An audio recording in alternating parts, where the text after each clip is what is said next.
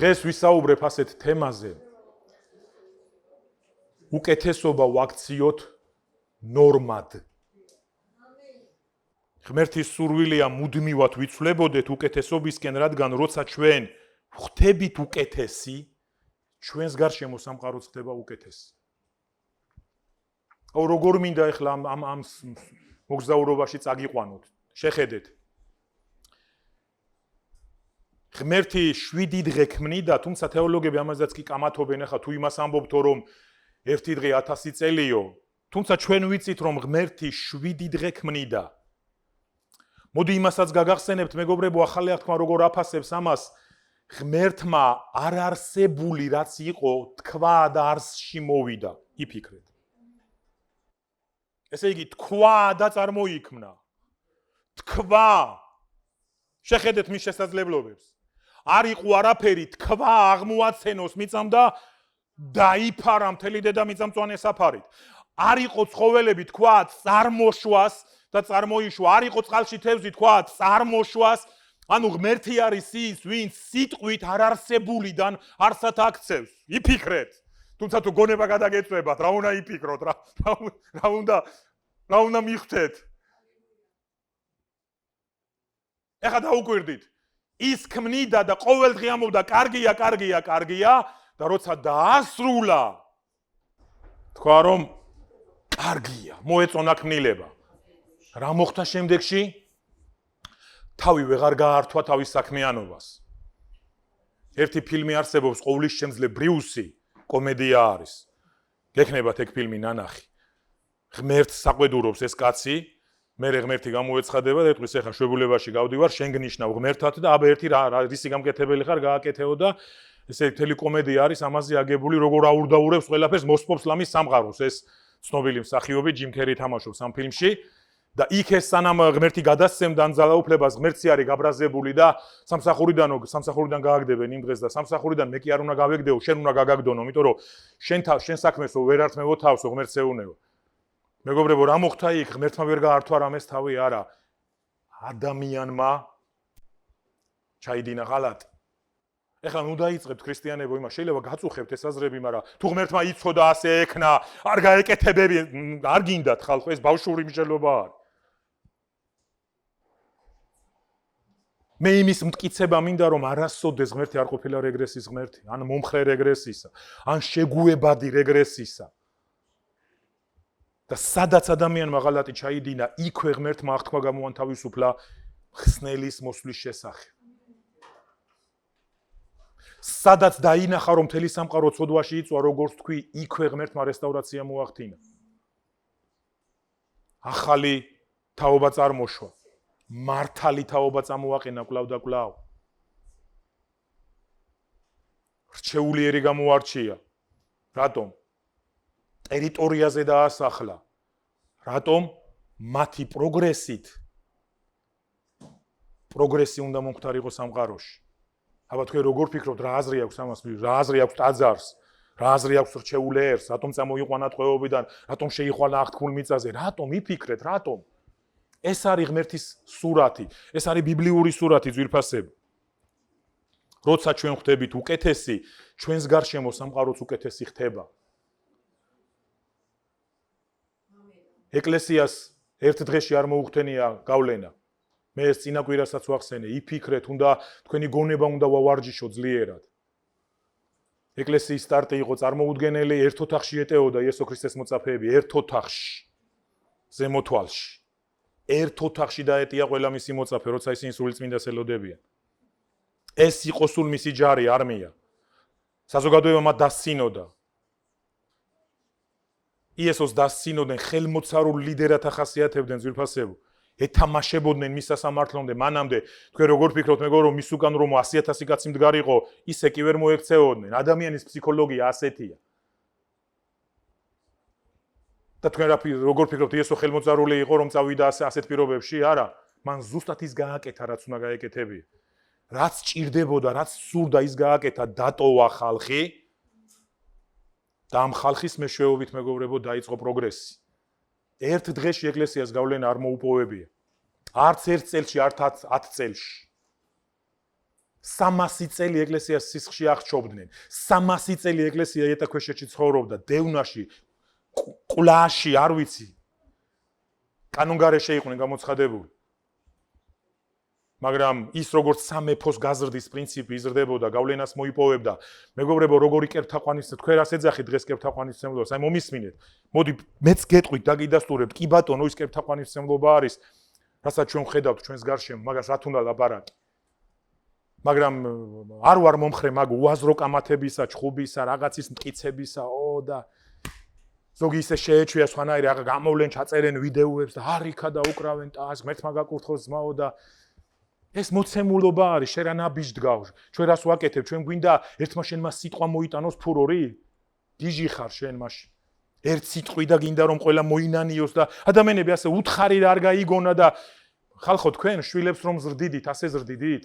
ერთი უთხარი და ყველაფერი ისე გააკეთა? დარწმუნებული ვარ პამპერსი რომ გაგეხადა თქვენი შვილისთვის, ალბათ თვეები ითმენდით ისევ იმას. რა ქვია, დასრული სატყუარა რომ გადაეგდო, ალბათ უძილო ღამეები კვირეებისა, ერთი პატარა სატყუარა რომ გადაეგდო. და აქ ფიქრობთ რომ ერთ სეტყვი და მორჩა? მე უთხარი მაგას, იცით როგორი სწავლება მოვისმენი ამის წინ? გავკერვებული ვიყავი ძმებმა მითხრეს. არიან ხალხი ვინც ამ სწავლებას მისდევს პირდაპირ საქართველოში არიან ეკლესიები. ესე იგი თუ ადამიანიო არ მოინანიებსო შენს წინაშეო შეგიძლია არაპატიო. ეკლესიის კათედრებიდან იქადაგება თურმე. ესე იგი თუ ადამიანი არ მოინანიებს შენს წინაშე, მაშინ შეგიძლია არაპატიო. შეიძლება სადუბანაოთ ძვირფასებო ხვდებით?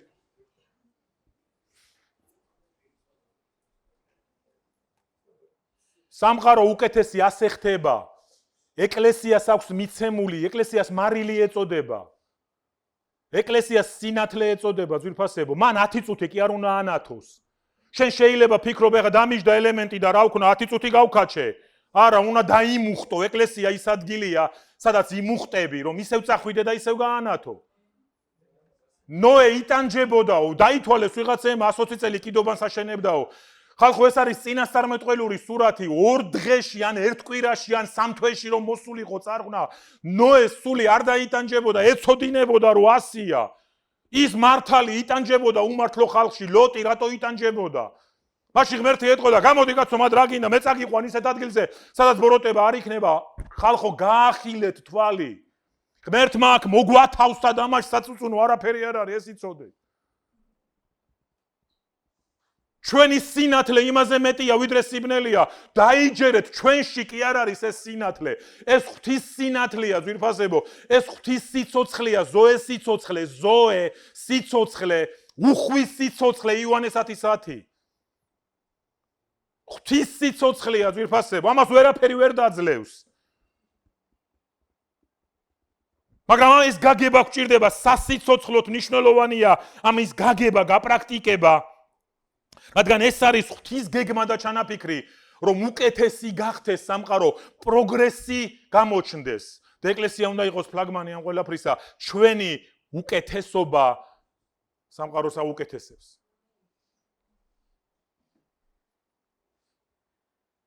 ერთი ადამიანი რომ შევცვა, აი დღეს ერთი ადამიანი რომ მოსულიყო ახალი. და ეს რომ გაგვაფრთხილა ამაზე, რას აკეთებს მწყემსი? თავის თავზე ილაპარაკავს, ზოგმა პირდაპირ გადაიტანეს წყემსებზე, რა თქმა უნდა, ეხა როცა წყემსი შეიძლება ვერ ვართმევთ თავს რაღაცას და ვიღაცასთან დროულად ვერ მივედით, ხო, გასაგებია, ტკენა ამას მოყვება და ეს ვიცით ჩვენ.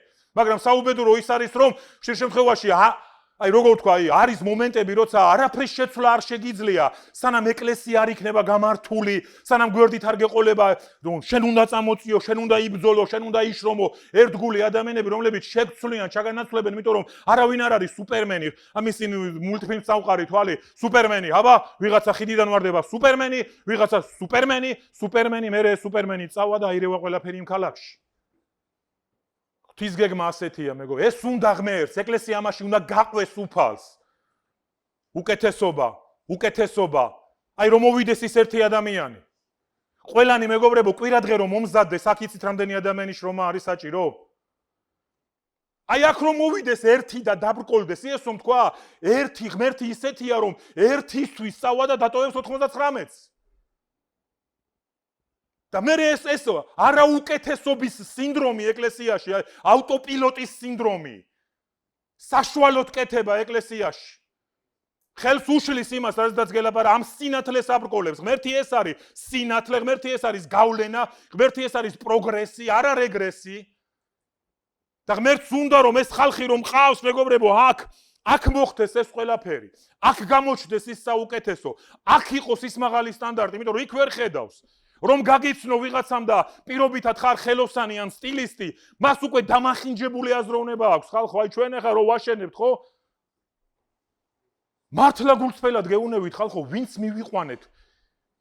არავინ სათანადოც ისი არ გააკეთა, როგორც საჭირო იყო, თორე ჩვენ კი არ გვინდოდა. თან გამოცდილებაც არ არის, ეხ ყველაფერზე საურხელო არის, ყველაფერზე გადამეტებული ხარჯები გვჭირდება იმის გამო, რომ ვიღაცამ ბლოკი არ დადო, როგორც უნდა დადოს.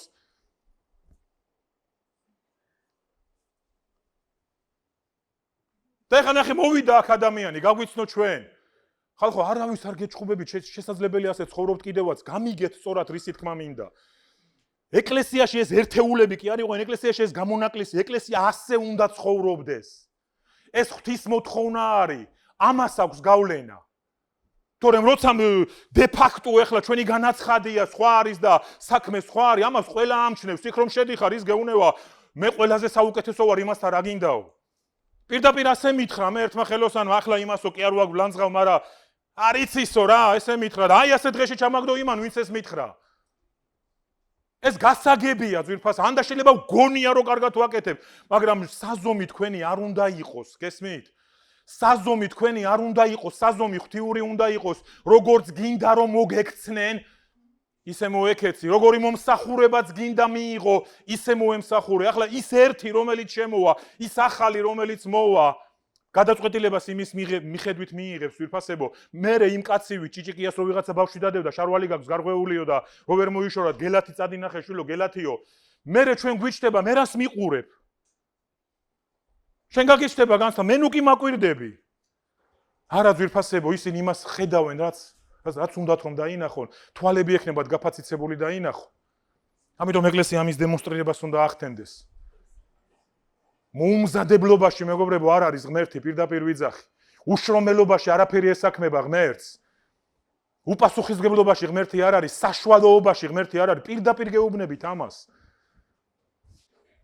პირდაპირ ღმერთი ეუნებოდა ხელცარიელი არავინ მოვიდეს და ვინც მოვა კოჭლი და ბრმა არაფერი მოიტანოს. როგორ შემოგხედოთო კეთილად ასე ეუნებოდა პირდაპირ უფალი. ხალხო ჩვენ ამ შემთხვევაში ახლა ხო ფულზე ხო არ გონიათ რომ მართლა ფულზე ვლაპარაკობთ? არა, არავითარ შემთხვევაში. აქ ლაპარაკი ამაზე, კი ხო, უიმე რა ვქნა, ეხა 100-ია და ისეა, სანამ არ მიიღებ გადაწყვეტილებას რომ დაიწყო ნაბიჯების გადადგმა, პატარა ნაბიჯების, მაგრამ სწორი ნაბიჯების, რეგრესიდან პროგრესისკენ წახვიდე.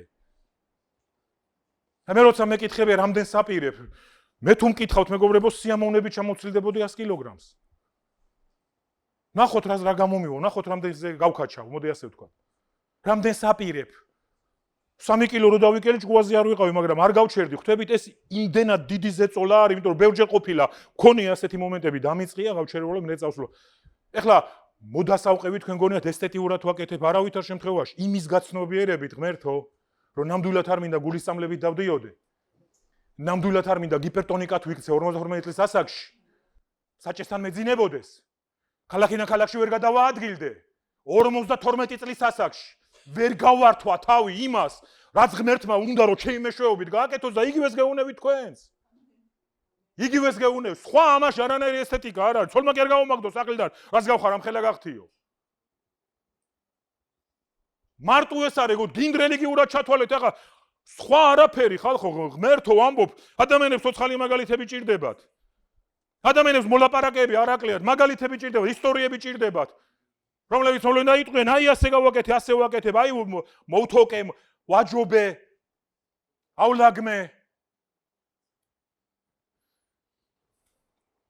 მოდი სიმართლე ვთქვათ, მეგობრებო, ჩვენში ჭარბობს რეგრესის რწმენა, რადგან კარი გაუღეთ რეგრესის თეოლოგიას, და ეს სხვა ფერებში გვიხატავს ყველაფერს, რეგრესი, ყველაფერი ცუდად იქნება, ყველაფერი ცუდად იქნება, არავინ არ გადარჩება, ეკლესიას ვერაფერს ვერ იზავს, რა უქნია, აი ხედავთ, რა ცოტა ვართ. ვიქნებით, აბა არ ვიქნებით?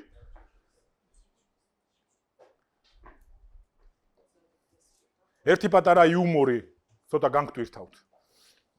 ჩვენმა საყვარელმა ძმამ რომანი მოგვიყვა ეს ამბავი. იქ სადაც ცხოვრობს ერთი ოჯახი იყო, 5 ქალიშვილი ყავდა გასათხოვარი. ულამაზესები იყვნენ. და ოჯახი იყო ძალიან მოუწესრიგებელიო, რას გულისხმობს ახლა. ეზოში ეყარა ყველაფერი თურმე. და რომანი ყვებოდა ამ ოჯახში რო შეხვიდოდიო, აი ჭიშკრიდან კარების სახლის კარამდეო ფეხს მოიტეხავდიო. გუთანს რო იხმარდნენ, დააგდებდნენ ასე ეზოშიო, თოხს გამოიყენებდნენ ეზოშიო და ერთხელ ეს კაციო სადღაც ასე ყვებაო, ბიჭო, ჩემი ქალი ნახეო, ჩემი გოგოებიო, ანგელოზებიო, ეს ვიღაცა გონჯებით ხოვდებიანო და ერთმა გაბედა და უთხრა, ბიჭო, ვინც მოდისო, მაჭანგალიო, ფეხმოთეხილი მიდისო, კარებამდე ვერ მოაღწია. ფორჩხს დაადგავ ფეხს, სახეში ხვდება, აგერ ბარსა მოკრავ ფეხს. რაღაცა, აიღე ის ყველაფერიო. ვითომ არაფერი? ჯერ კიდე პატარა ვიყავი, დედაჩემი იყო ასეთი ტიპი. წნარი ქალბატონი იყო, ახლა ყველა აქებს თავის დედას, მაგრამ არ ვიცი ახლა აგერ ჩემი მეუღლეც ალბათ რძალდედამთილის ხო იცით მაინც ის, მაგრამ აი ისიც იტყვის რომ მაგრამ ეს მომისმენია ხომ პატარავები, სადღაც როცა დედა, აი ქალი. გაწკრიალებული ყველაფერი იტყოდა ხო. რო დაბრუნდებოდა ამ პანაში და თუ რაღაც ის ახლა ის ფანჯრები ახლა ქალს ეკადრებოდა, ქალები დაიწყებდნენ ხოლმე ლაპარაკს. თქვენით ადამიანები თუნდაც ყურადღებას აქცევენ ამას. თქვენ როგორ ხართ? თქვენ როგორ ხართ, მეგობრები? ჩვენ რო შაბათობებს ვაცხადებთ ხოლმე იქა. რატო ვაცხადებთ იმ შაბათობებს, თქვენ რა გონიათ ძვირფასები? ღმერთჯერ რა უნდა რო გაიხსნება, მე მოვაღმერთი იქ. მე კი ასე ვთვლი, მეგობრებო. იქაურობა უნდა იყოს კარგ წესრიგში. დასამოწმებლად, ვიღაცა რომ მოვა, სხვა რო შემოვა, თქვას. წკრიალებს ყველაფერი. და თუ ვინმეს არანორმალური გონივართ, მეგობრებო, არ ვიცი, თქვენი გადასაწყვეტია. ეს რეგრესიდან არის. მე რა მოხდა, მე რა უჭირს. იმ დღეს საუბრობდით, აი მოზარდებს ახასიათებთ, საწოლებს არ ალაგებენ ხოლმე, საღამოს ხომ მაინც უნდა ავშალო. დედები ვინც პერფექციონისტები არიან, ამაზე გიждდებიან. მოზარდებს მაინც ასე ესმით. მე რა იქნება საინტერესო ისინი რომ დედები გახდებიან?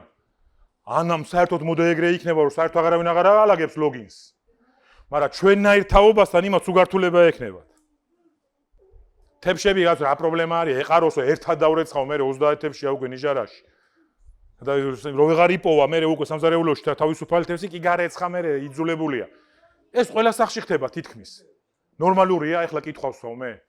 საღამოს რადგან დავწვევი, მაშინ პირსაც უნდა იბანთ ხალხო, იმიტომ რომ ისევ დაგესწრება და კბილებსაც უნდა გამოიხეხავთ. იმიტომ რომ დღეში სამჯერ შეჭამ, სამჯერ უნდა გამოიხეხო.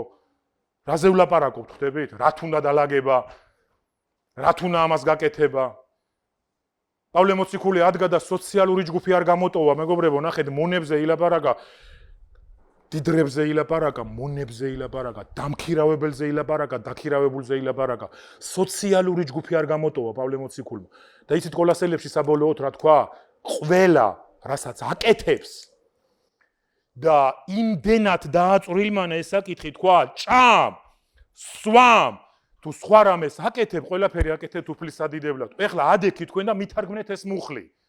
რო ვჭამ, ღმერთის სადიდებლად როგორ ვჭამო? პირის არ გამწლაკუნებით? მარტო ეს არის? მაგრამ პავლემმა გაცილებით მეტი გვითხრა, მეგობრებო, ვიდრე ის ჩანგალი მარჯვენა მხარეს უნდა იდოს თუ მარცხენა მხარეს. პავლემ თქვა, ყველაფერი, რასაც ადამიანი აკეთებს, ღმერთთან უნდა დააკავშიროს. სარეცელზე ილაპარაკა, ცოლქრობაზე ილაპარაკა, სოციალურ სტატუსებზე ილაპარაკა, მდიდრებზე, ღარიბებზე ილაპარაკა. ხალხი ამბობს, რა ვქნა ეხლა, თუ მეტი გამოიმუშავე, დაუშვათ და სიტყვაზე ეკლესიას მოწყდი, მაშინ მეტი გამცემი უნდა გახდე. გეწყინებათ ეხლა შეიძლება. არა, ხალხო, არა. ასია, პირდაპირ წერდა, აბა მდიდრებს უთხარი. ნუ ექნებათ მაცთურის იმდიდრის იმედი. გასცენ, არ დაუკავონ შრომელებს საზღაური. ეს არის ღმერთი, აი ამაშია პროგრესი. სულიერათაც იშრომებენ ადამიანები, ფინანსურათაც მოიგებენ ადამიანები.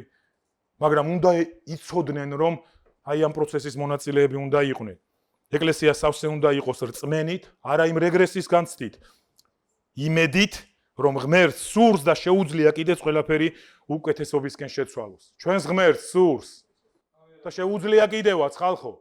ერთხელ მამა მივიდა იესოსთან ეუნება, თუ შეგიძლია, იესომ უთხრა, რა? თუ შემიძლიაო, გაჩვენებ ახლა რაც შემიძლია. ღმერთს სურს შეცვალოს ეს სამყარო, ძვირფასებო. მე თქვენ ისეთ მუხლებს მოგცევ დღეს, ბევრი თქვენთაგანს თვალები აგეხილებათ. და ცენტრალური მუხლებია, ის კი არ არის რაღაცა მიგდებული, რაღაცა უბრალო მუხლი. რომ ის აპირებს ამ სამყაროს განკურნებას, მეგობრებო, ის აპირებს ქმნილების განკურნებას. ქმნილება ელოდება ღმერთის შვილების გამოჩენას, რომელებში ვკითხულობთ მერვე თავში. ქმნილება კვნესით ელოდება, როდის გამოჩნდება ღმერთის შვილები, რომლებიც აი ამ განკურნებას მოიტანენ ღვთის ხელით სამყაროში.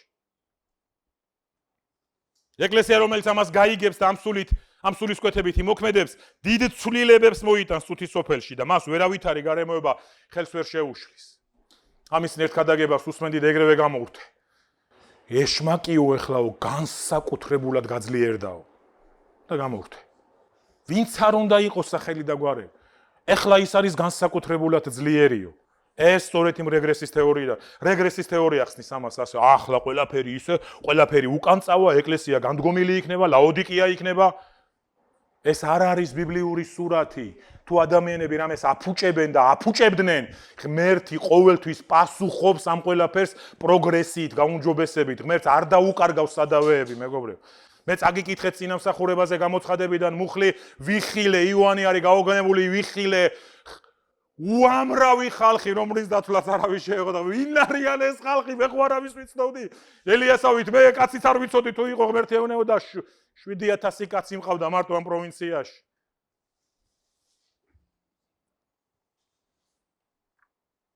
ძალიან მოკლედ რომ გადავხედოთ ღვთის მოქმედების ქრონოლოგიას, სამყარო როცა შექმნა, ცოდვით დაეცა სამყარო, ღმერთმა რესტავრაცია მოახდინა წარღვნის მეშვეობით, შემდეგ შეულიერი წამოწია, აღთქმულ მიწაზე შეიყვანა, ტაძარი ააშენა, ისევ განდგომა, ისევ ურჩობა, მოვიდა ქრისტე,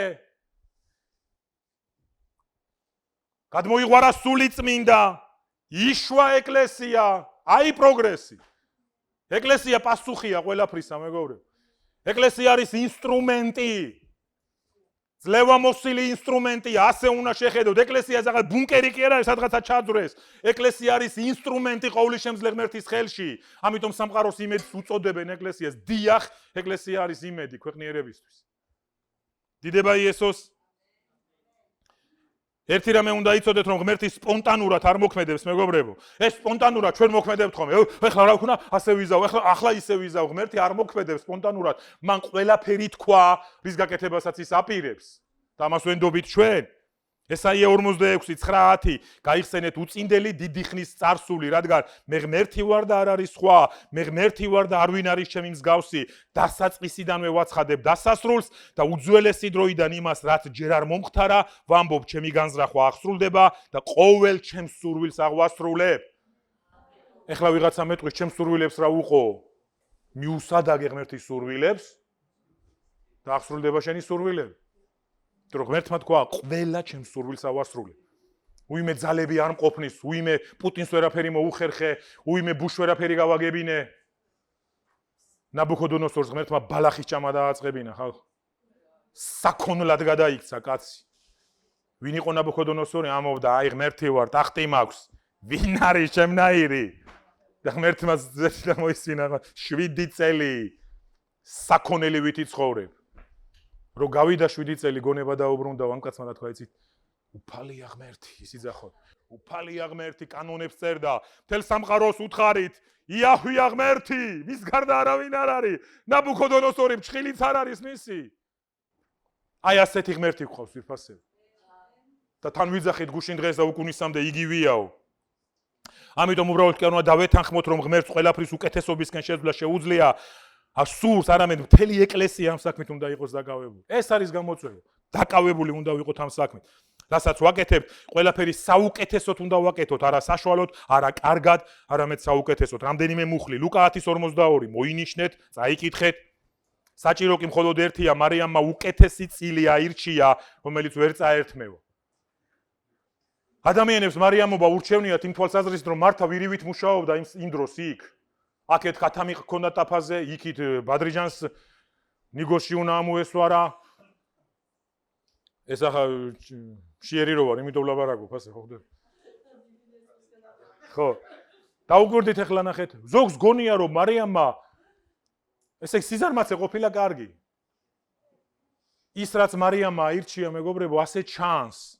მართა საყვედურობდა, იესოსაც კი უთხრა რიგაც მომეხმაროს რა არის გისმენს მან. მაგრამ იესო ნახე რა თქვა, იესო ღმერთი არასდროს სიზარმაცეს არ წაახალისებს. თუ ვინმე სიზარმაცის პრობლემა გაქვთ და გვაქვს, მოდი ასე ვთქვა. უნდა ვწითლდებოდეთ ძირფასე. ხანდახან რაღაც კარგი ისტორია ხა, როგორ ყვებით ხანდახან ნორმა თუ აქციეთ ეს რა. ნორმა თუ აქციეთ, სამწუხაროდ. ღმერთი არ ახალისებს სიზარმაცეს, არც საშუალოებას, არც ზედაპირულობას. მაგრამ მან თქვა, მარიამ აირჩია უკეთესი. მარიამი ღმერთის ფეხებთან დაჯდა და ეწაფებოდა იმას, რასაც ეს ვლაპარაკობდა. ეს არის უკეთესი. ნახეთ, უკეთესი არჩევანი, გინდათ უკეთესი არჩევანი ეს გააკეთეთ. გინდათ უკეთესი არჩევანი აქ მოდით. გინდათ უკეთესი არჩევანი გადაგებებს მოусმინეთ. გინდათ უკეთესი არჩევანი წიგნები წაიკითხეთ. საზრუნავი არ გელევათ, ხო იცით? არ გელევათ საზრუნავი რა. ეს უკეთესი არჩევანი ეს არის. ერთს ვეუბნებოდი, ისა ვერ ვკითხულობ, ამცალია, ამ ეტაპზე დრო არ მაქვს. რა? მაშინ გააგზელე ისე როგორც აკეთე. და რას ელოდები მე? ხალხო იმდენად ბრიყვები როგორ ავართ, ცუდ თესავთ და კარგს ველოდებით. იმდენად გულუბრყვილები როგორ ვამბობთ, რომ არც არაფრის შეცვლას არ ვაპირებ. ზოგიერთები ახლა ის რა ქვია, რა საჭიროა კვირის მსახურება გავარჩიოთ. თქვენ გონიათ მე ნარცისი ვარ და ჩემი ქადაგების მოსმენას გიბიძგებთ? ვი როგორ გადმოცემს, აქ იმაზეა ლაპარაკი, არ დაიკარგოს ეს სიტყვა, რასაც ვლაპარაკობთ, ხალხო. თორემ მსგავსი ათასობით მოусმენია ამ ეკლესიას.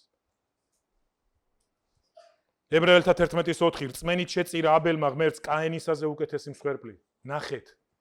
წერილმა გამყოფი დადო, აბელმა კაენზე უკეთესი მსხვერპლი შეწირა.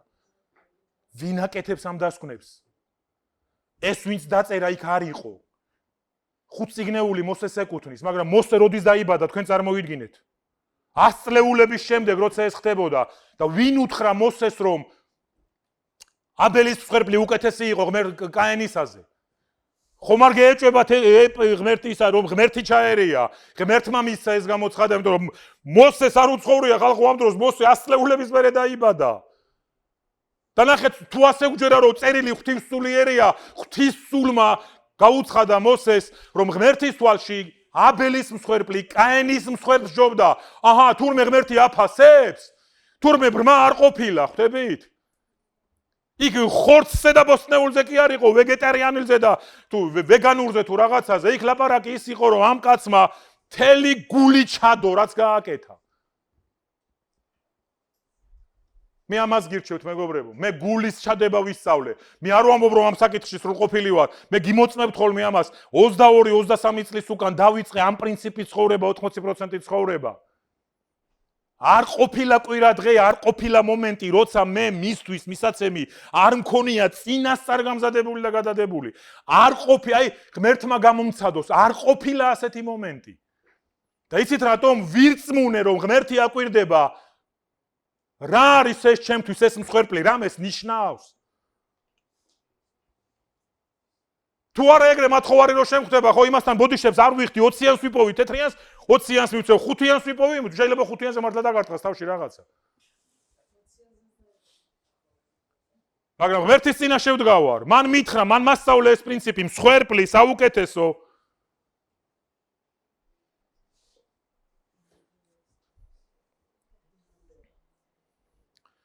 ახთოვანებული ვყვებით ხოლმე სხვის ისტორიებს, ამის წინ მოგიყევით ერთი კაცი, რომელიც შემხვდა აქ ნამყოფია ეს კაცი და რა ვიცი ბიჭებმა ისეთი ბევრი ისეთი რაღაცები იხუმრეს ამ კაცზე, მე ცოტა მცხენოდა და მე რა ვიცოდი ხა მე იქ ვახშამზე დაგუპატიჟა ასე მოულოდნელად, ჩვენ ხვდებოდით მწყემსები რომ უნდა ჩამოსულიყვნენ და დაგვაგვიანდა ამათ აეროპორტში ვაცდებინეთ ამ კაცმა მოითხოვა რესტორანში შევხვედრო და სასწაფო ცოლთან ერთად და ისეთ შოკის მომგვრელ რაღაცას გვეუბნება რომ ესე იგი იქ პენსიაში რო გადიან ადამიანები ძვირფასებო ნახეთ კაპიტალიზმის სისტემა ზოგს ვერც კი წარმოუდგენია იქ არ არის ასე ისა მერიაში მივალ განცხადებას დავწერ ოპერაციას ამიფინანსებენ თუ შენი დანაზოგი არა გაქვს ხალხო ძაღლივით მოგდები სადღაცა თუ პატრონი არ ხავს ამ კაცმა შეძრულმა ხალხო ერთხელ ჩამოვიდა საქართველოში არ ვიცი აქ რა ნახა კარგი შეიძლება ცუდი ნახა და შევეცოდეთ მერე და იფიქრა ასე ამიტომ არ ვიცი მოვიდა და გვეუბნება მე და ჩემმა ცოლმა რომელიც არის ექიმი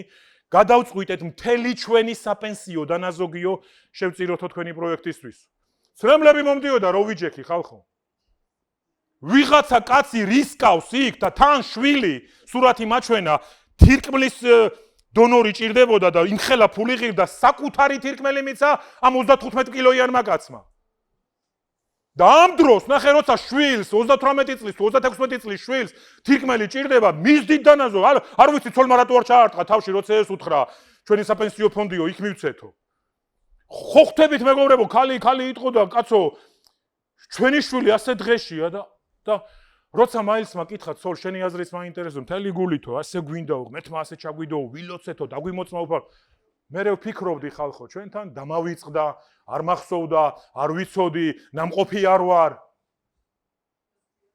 არ გამოვა ასე ძვირფასები წმენით უკეთესი შესწირა უკეთესი მსხვერპლი და ღმერთმა თქვა რომ უკეთესი იყო აბელის მსხვერპლი კაენისაზე ებრაელთა 11:16 მაგრამ მათ სურდათ უკეთესი ესე იგი ზეციური ამიტომ ღმერთსაც არ ხვენია რომ თავს მათი ღმერთი უწოდო ჩვენ კი უწო ღმერთი ჩემი ღმერთია მაგრამ აქ ნახეთ რას კითხულობთ წაიკითხეთ ეს მუხლი კარგად მე ებრაელთა ეს კონტექსტი ნახეთ მათ უკეთესი სურდა თუ ესე იგი ზეციური როცა ადამიანს სწორი პრიორიტეტები აქვს და ზეციურს ირჩევს ამას ღმერთის თვალში ქვია უკეთესი გესმით ქრისტიანებო ამ ხალხს ვინც ეძებდნენ რაღაცას უკეთესი სურდათ ხიზნობას დათანხმდნენ ხეტიალს დათანხმდნენ ასეთ შეფასებას აძლევს და ღმერთს არ ხვენია რომ მათ თავის თავს მათი ღმერთი უწოდოს იმიტომ რომ ღმერთს შთაბეჭდილებას ახდენს როცა ადამიანები ამას აკეთებენ როცა უკეთესი ირჩევენ როცა მარიამი ისიავით უკეთესი ირჩევენ მეგობრებო ღვთის ფეხებთან ირჩევენ მის სიტყვას ირჩევენ მის მცნებას ირჩევენ მისთვის შრომას ირჩევენ როცა აბელივით მეგობრებო თელს გულს დებენ ყველაფერში რასაც ღმერთს აძლევენ ასეთი ხალხი არ დაიკარგება ღმერთის თვალში ასეთი ხალხის ცხოვრებას ღმერთის მზერა არასდროს არ მოაკლდება იმიტომ რომ მის თავის თავს უწოდებს იმად ღმერთო ანუ ამ ხალხმა კი არ უწოდა ღმერთს თავისი ღმერთი ღმერთმა თქვა აი ამ ხალხის ღმერთი ვარ მე მაპატიეთ მეგობრებო ისევ ხმამაღლა ვლაპარაკობ მაგრამ ებრაელთა 8:6 ახლაკი უპირატესი მსახურება მიიღო იესომ რამდენადაც იგი უმჯობესი აღთქმის შუამავალია უკეთეს დაპირებებზე რო არის დადგენილი იესოს მსახურება მეგობრებო ნახეთ უმჯობესი დაპირებები უკეთესი აღთქმა ეს ღმერთმა გააკეთა ღმერთმა მოგწვა უკეთესი აღთქმა ჩვენმა მამებმაო ვერ შეასრულეს ის აღთქმაო და იმის მაგივრად რომ ღმერთი გაბრაზებულიყო და ედგა აქ გვით მიერისაგან მიწისა ღმერთმა რა გააკეთა იცით უკეთესი აღთქმა საკუთარ თავზე აიღო თვითონ მოვიდა ღმერთი ხორცში როგორ უჭირ თავის გაგება იმ ადამიანებს ვისაც სამების დოქტრინა არ წამს ნახეთ როგორ წერია ღმერთმა ხორცი შეისხა დიახ იაღოველები გაკვირვებული მიყურებენ ხომ მოიცა კაცო ღმერთი თუ მოგდა ცეცაში ვიღა იყო ეშმაკი ხო დაждდებოდა იმ ტახტზეო ღმერთი განკაცდა ხალხო თავის თავზე აიღო ყველაფერი თვითონ გადაიხადა ფასი არაფერი დაუშავებია სიკვდილზე წავიდა სასჯელი მიიღო ჩვენი და მერე ნახეთ შემცვლელი გახდა ძვირფასებო და დღესაც შემცვლელია რომ ის კეთება შევძლოთ ისი კეთებაც არ შეგვიძლია ისევ მის ზალას გვაძლევ ისევ მისი მადლი მოდის ჩვენზე ეს არის უკეთესი აღთქმა და რითი ვიმართლოთ თავი ისევ ვიძახოთ ბერად შემიძლია სამწუხაროდ სახეზე გვაქვს პრობლემა როდესაც ჩვენ საუბრობთ ყველაფრის აღმატებულად და საუკეთესოდ კეთებაზე თითქმის არავისი აღარ ახდენს შთაბეჭდილებას ეკლესიაში იმიტომ რომ მრავალი ქრისტიანის ცხოვრებაში აღმატებულება რეალობა არ არის ხშირ შემთხვევაში ურწმუნოები განსხვავებას ვერ ხედავენ ღვთის ხალხსა და ქვეყნიურ ხალხს შორის დავახარისხოთ შეიძლება ვიღაცამ ჩათვალოს რომ ცოტას ვაჭარბებ არაუშავს და ბოლოს რა უნდა გახდეს მამოძრავებელი ძალა რომ მუდმივად ვიცვლებოდეთ უკეთესობისკენ რა უნდა იყოს ამოძრავებელი ძალა, გავიგეთ, უკეთესი ჯობია, აღმატებული ჯობია. და ეს ფრაზა რაც ახლა წაგიკითხეთ რომ არ ახდეს ხალხის შთაბეჭდილებას, ეს ჩემი დაკვირვებაც არის, მეგობრებო და მსოფლიო ეკლესიის დაკვირვებაც არის. პირველი ღვთის ჩანაფიქრში ჩვენი მისია უნდა გავიგოთ და მისი აღსრულება უნდა დავიწყოთ. ღვთის ჩანაფიქრში ჩვენი მისია. აი დაპირებული მუხლი რომელიც გითხარით, საქმე მოციქულთა 3:19-21. მიადევნე თვალყური. ეს არის პეტრეს ქადაგება და რა თქვა პეტრემ ამ ქადაგებაში. მას მოინანიეთ ხალხს ეუბნება და მოიქეცით რომ წარიხოცოს თქვენი ცოდვები. სამნაწილად არის გაყოფილი ეს სამი მუხლი. სამი მუხლია და სამი კონტექსტი. პირველი, მოინანიეთო. მოიქეცით რომ წარიხოცოს თქვენი ცოდვები. ეს არის ნომერ პირველი, რასაც ყველა ადამიანმა უნდა გაიაროს, ადამიანმა უნდა შემოbrunდეს, ადამიანმა უნდა მოინანიოს, რომ წარიხოცოს მისი ცოდვები. მერე, რათა დადგეს განახლების დღეები უფლისთან და სწრებიდან. ნახეთ განახლება როგორ დგება? პეტრემ თქვა, უნდა მოინანიოთ, პეტრე ეუბნება და მოვა განახლების დღეები. ხალხს ენატრება, მე ვლოცულობ ეკლესიის განახლებისთვის, ძლიერად ვლოცულობ, კირილამდე ვლოცულობ. და ეგვეტკინოს უფალო. და ეს ხვირები მივაჭყლიტოთ კედელს უფალო. ოღონდ მივხვდეთ რომ განახლება გვჭირდება, რეალურად გვჭირდება, კურსის შეცვლა, მიმართულების შეცვლა. არა ერთი და იგივე გემო, არა ერთი და იგივე სუნი.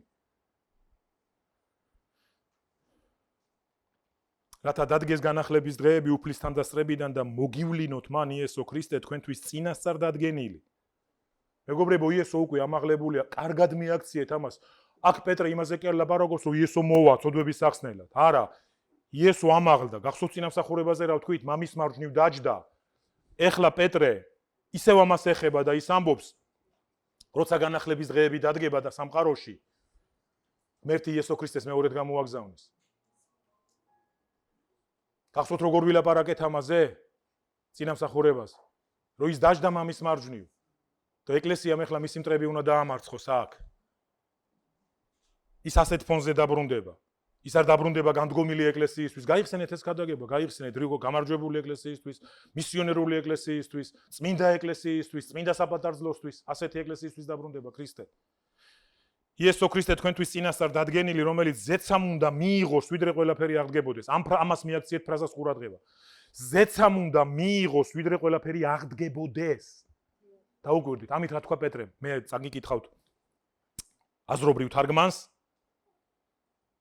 და კვლავ გამოგიგზავნოთ იესომ თქვენთვის და აი ნახეთ, აი შეხედეთ, ეს არის ახალი ცოცხალი თარგმანი, ასე ქვია ამ თარგმანს. კვლავ გამოგიგზავნით იესოს თქვენთვის წინასწარ დადგენილ მესიას, რადგან ის ზეცაში უნდა დარჩეს ყველაფრის საბოლოო აღდგენის დრომდეო. ის ზის თავის ტახტზე. ეკლესიას მისცა მანდატი, რომ აღდგენა, ტრანსფორმაცია უნდა მოხდეს სამყაროს. ის მანამდე დარჩება ზეცაში, როგორც იმ წინამსახურების წინასწარმეტყველებები წავიკითხეთ, ხომ? დაჯდა მამის მარჯვნივ და ელოდება მისი მტრები როდის გახდებიან მის ფეხთა სადგამ. აი რა არის ღმერთისნება დღეს ეკლესია რას უნდა აკეთებდეს ამ სამყაროში. ის ზეცაში უნდა დარჩეს ყველაფრის საბოლოო აღდგენის დრომდე, ყველაფერი აღდგებოდეს, როგორ არის პირდაპირ ბერძნულ ტექსტში განმარტებული. თავის პირვანდელ მდგომარეობაში დაბრუნება, რესტავრაცია. ტერმინი სანამ ყველაფერი აღდგებოდეს საბოლოოდ, ყველაფრის საბოლოოდ აღდგენის დრომდე, ტერმინი ბერძნულ ტექსტში ითარგმნება თავის პირვანდელ მდგომარეობაში დაბრუნება, რესტავრაცია. ხედავთ ღვთის გეგმა როგორია? პირვანდელ მდგომარეობას უნდა დაუბრუნდეს. ცოდვამდელ მდგომარეობას უნდა დაუბრუნდეს. ღმერთ სამყაროს განკურნება უნდა, მეგობრებო. მისი გადაწვა და გადაბუგვა კი არ უნდა. მისი აღდგენა უნდა, მისი განკურნება უნდა. ეს არის სწორედ ეკლესიის შრომაზე დამოკიდებული. არა ერთი ეკლესიის შრომაზე. ჩვენ შეიძლება რაღაცა წარმოვშვათ ჩვენს ქალაქში, ჩვენს სოფელში, ჩვენს რეგიონში, შეიძლება ჩვენს ერზედაც მოვახდინოთ გავლენა, შეიძლება ცოტა გახდნენ პატარა გავლენა სხვა ერზედაც მოვახდინოთ სადღაც. ყოველ შემთხვევაში ვიყოთ ამის მეოცნებენი, რომ ჩვენ მისიაზედაც ვიფიქრებთ სხვაგან, დადგეს ეს მომენტიც, მაგრამ ჩვენი იერუსალიმი გვაქვს.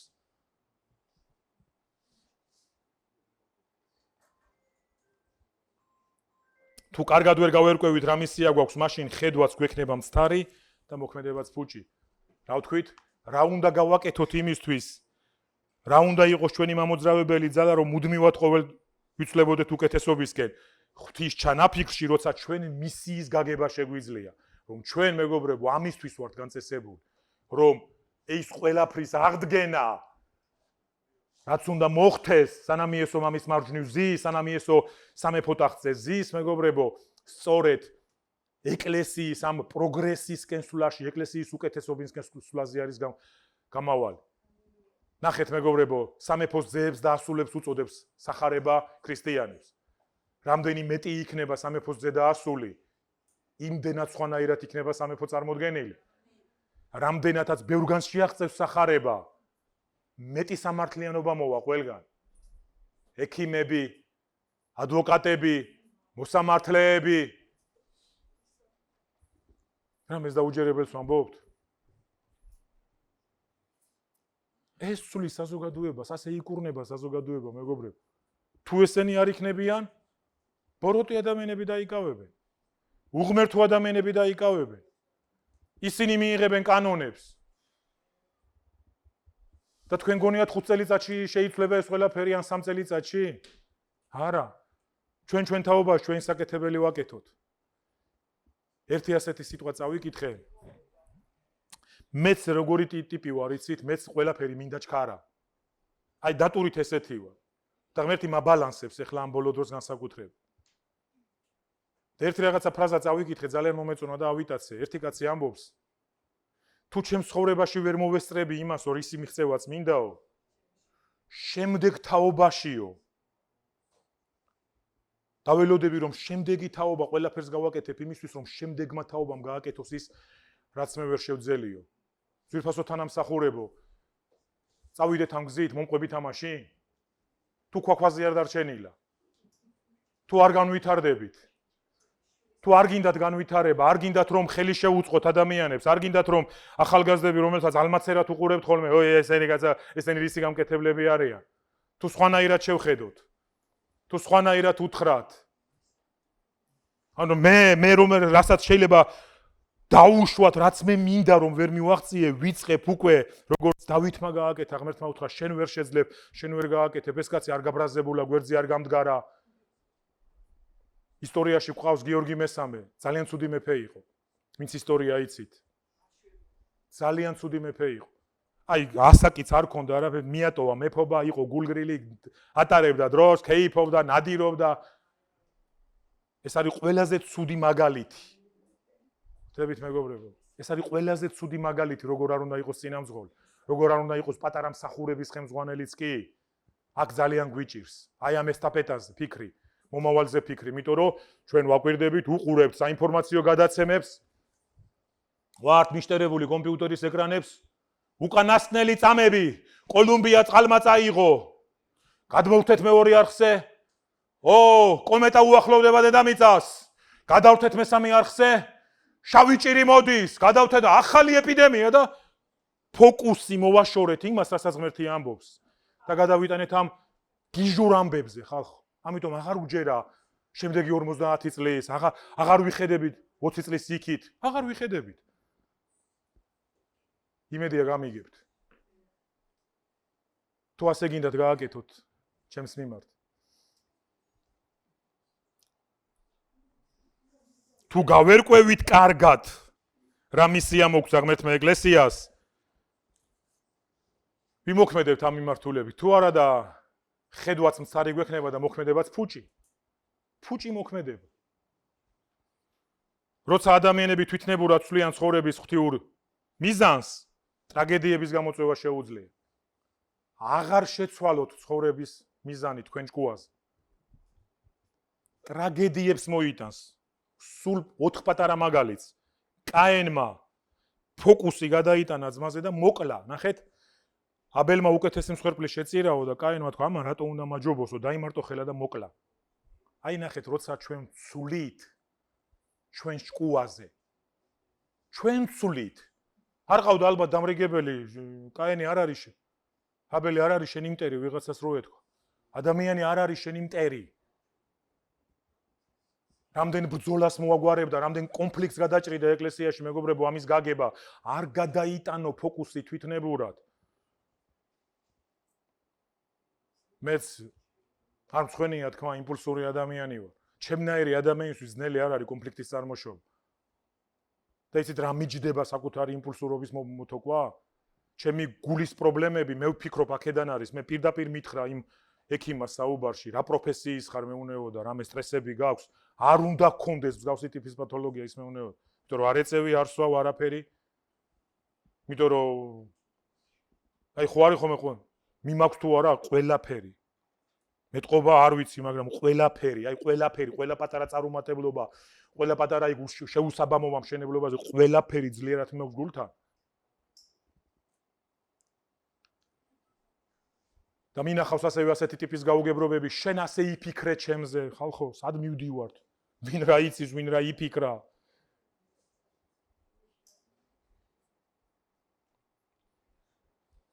ჩვენ როცა შემოგთავაზეთ ესეთი ნაბიჯები კონფლიქტის მოსაგვარებლად, ერთ-ერთი არის ხუთი პრინციპი, ასეთი ურთიერთობის ხუთი პრინციპი, ერთ-ერთი ასეთია, რომ ჩვენ ერთმანეთის სიტყვას უნდა ვენდოთ.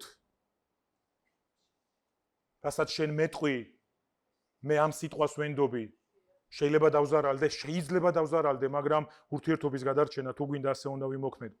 მაგის არაფერი არ მჯერა, იმიტომ რომ მაგან ასე იფიქრა, მე ავაგე რაღაცა ჩემში, მომისმინეთ, ჩვენ რომ ერთმანეთს დაველაპარაკებით, რასაც ვეტყვით ერთმანეთს, უნდა ვენდოთ. ჩვენ როცა ასე დასკვნებს ვაკეთებთ, მე იმას არ ვენდობი, მე ამას არ ვენდობი, მე გეუნებით, თუ გინდათ ურთიერთობა გადაარჩინოთ, ჩვენ უნდა ვენდოთ იმას, რასაც ერთმანეთს დაველაპარაკებით. სხვებს რასაც დაველაპარაკებით, იმას კი არა, ერთმანეთთან რომ დავჯდებით, ერთმანეთს სახეში რომ ჩავხედავთ, ბოლო სიტყვას რომ ვეტყვით, აი იქ უნდა ვენდოთ ერთმანეთს. დიდება უფალს. სამსონი მტრის წისქვილზე ფქვავდა დამცირებული. სამსონის ისტორიას ერთი წამით გადაავლეთ თვალი, ცხებულება, ძალა, გათამამება, პირდაპირ გათამამებული. პირდაპირ გათამამებული, მეგობრებო, პირდაპირ როგორ იცით ზომიერება დაკარგული, თამამია, ჩემი ღმერთი, ჩემი ცხებულება, ჩემი ძალა, მოვკლავ, დავამარცხებ, გავანადგურებ, დადის ამაში წლები. და ერთ მომენტში უფლისწული ამბობს, როცა სამსონი ამბობს, ეხლა წამოვხტები და მათ მუსრს გავავლებ ძველებურად, არც კი იცოდა რომ უფალმა პირი იბრუნა მისგან, რატომ? იმ კომპრომისების გამო, რომელსაც მთელი ცხოვრების განმავლობაში ადგილს აძლევდა. ტრაგედია წარმოშვა, თვალებ დათხრილი, მტრის წისქვილზე ფქვავდა და კლოუნად იყო გადაქცეული ეს დიდი ღვთისკაცი. კლოუნად ერთობოდნენ ფილისტიმელები, გახსოვთ? რომ შეიკრიბებოდნენ და რომ დათვრებოდნენ, გართობა რომ გამოიყვანდნენ სამსონს კლოუნად და ერთობოდნენ მასზე. კაცი, რომელიც ღვთის დიდებულ საქმეში მოქმედებდა, ღვთის ცხებულებით. ღმერთმა რატომ დაუშვა? კარგით რა ხალხო, არაფერიც არ დაუშვა. გადალახა თვითონ კომპრომისების ხაზები, მას აფრთხილებდა მშობლები, მას აფრთხილებდა ღმერთი, არა. აი ასე ტრაგედიების წარმოშობა შეუძლია, როცა ჩვენით ვცვლით ჩვენი ცხოვრების მისიას. საული, გახსოვთ საულის დასაწყისი. ღმერთმა გამოიყვანა და თქვა, ვინ არის საულის მსგავსი? ღმერთმა შეცდომა დაუშვა, არა, იქ რომ წერიაო, ინანაო, რომ ინანა, ღმერთმა კი არ დაუსვა შეცდომა.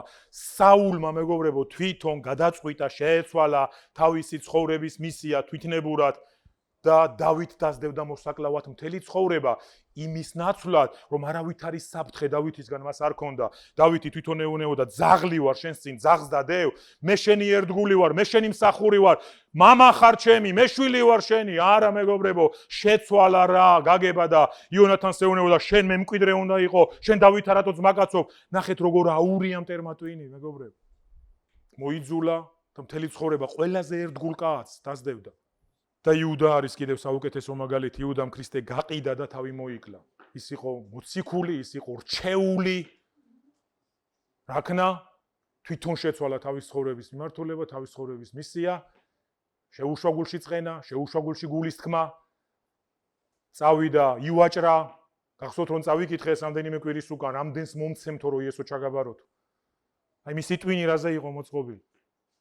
ნახეთ, სად დასამ კომპრომისმა, არავის არ გონია ეს, არავინ არ ფიქრობს ასე, მე ეს არ დამემართება, მე ასე არ დამემართება. წავიდა და კაცი, რომელიც მეგობრებო, ნახეთ, იესოს გვერდით 3 წელნახევარი ჭამდა, სვავდა, გულში ეხუტებოდა. თვითონ უთხრა მღვდელმთავრებს ფულს რამდენს მომცემთო, რომ იესო ჩაგაბაროთო და უთხრეს 30 ვერცხლი გვაქვს, მაგის ბიუჯეტიო. თავი მოიკლა.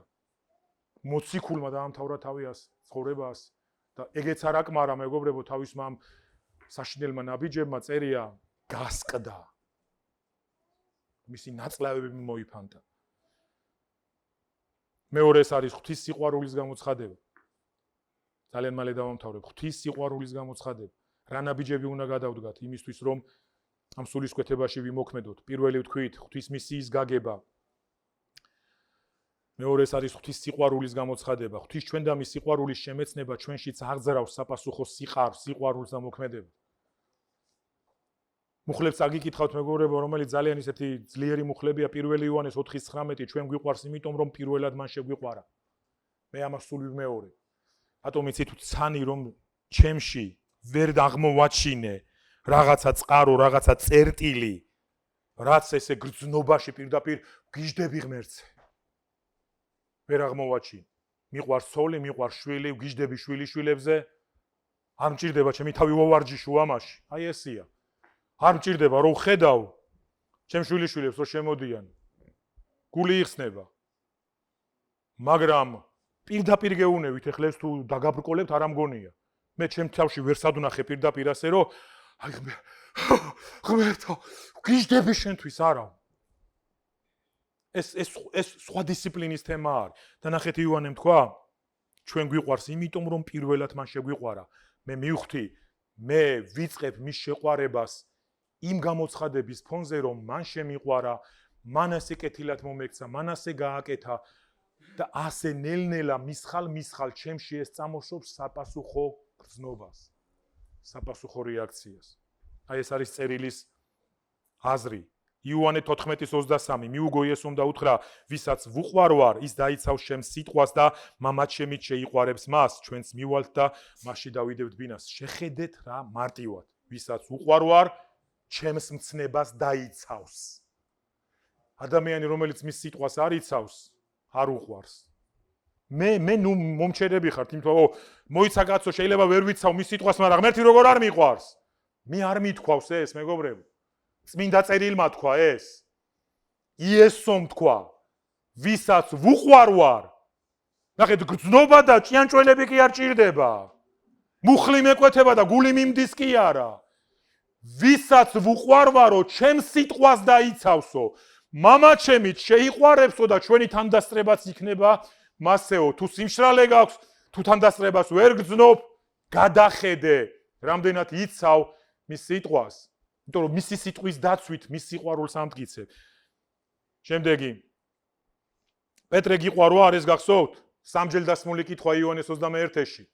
3ჯერ დაუსვა, შეწუხთაო პეტრე, იოანე ამბობს, უფალო შენ ხომ იცი, შეწუხთა რომ ისევნეოდა, გიყვარ ვარ, ყველა ჯერზე როცა ევნეოდა, მიყვარხარ ევნეოდა, აძოვე ჩემი ცხვრები, აძოვე ჩემი კრამები, დამწყემსე ჩემი ცხვრები. მხოლოდ იმის დასტურის შემდეგ, საჯარო დასტურის შემდეგ, როცა პეტრემ დაამოწმა რომ მიყვარხარ უფალო. ნახეთ, ასე იღებენ ადამიანები მსახურების მანდატს. ასე იღებენ ადამიანები ნდობას და ბოლო მუხლი იეშუანავის ძე 23:11 ძალა დაატანე თქვენს თავებს რომ გიყვარდეთ უფალი თქვენი ღმერთი. აი როგორც მე ვატან ჩემ თავს დღეს ძალას მეგობრებო.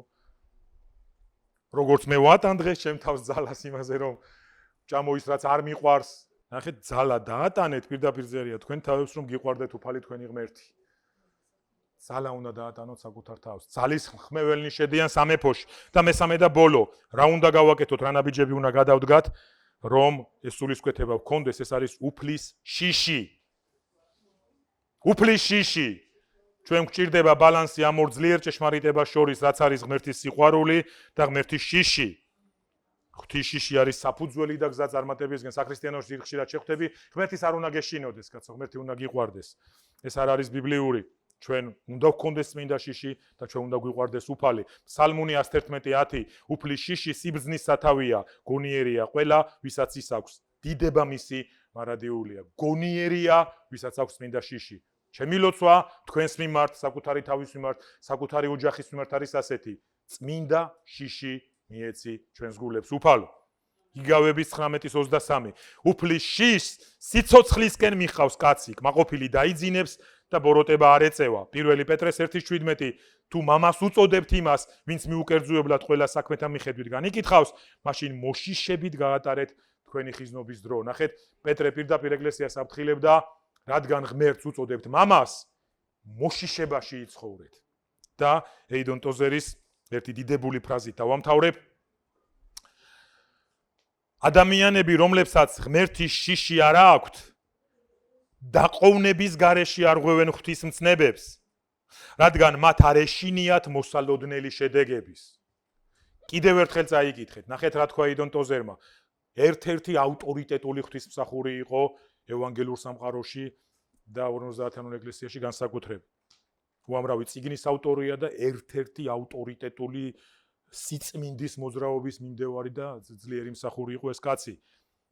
ადამიანები, რომლებსაც ღმერთის შიში არ აქვთ, დაყოვნების გარეშე არ ღვევენ ღვთისმცნებებს, რადგან არ ეშინიათ მოსალოდნელი შედეგების. ხო არ გვჭირს ასეთი რაღაც? ჩვენ არასდროს არ უნდა დავკარგოთ წმინდა მოშიშები. დიდება იესო ქრისტეს.